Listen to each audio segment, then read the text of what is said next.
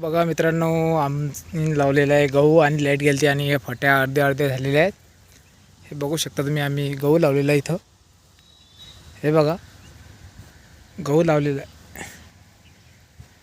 आजच गहू लावलेला आहे. हे बघा तुम्ही, याला पाणी पण चालू आहे. हे बघू शकता, हे बघा पाणी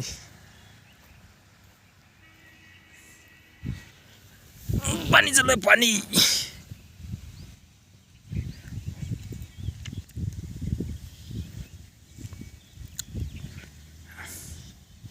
बघा पाणी किती फास्ट येत आहे.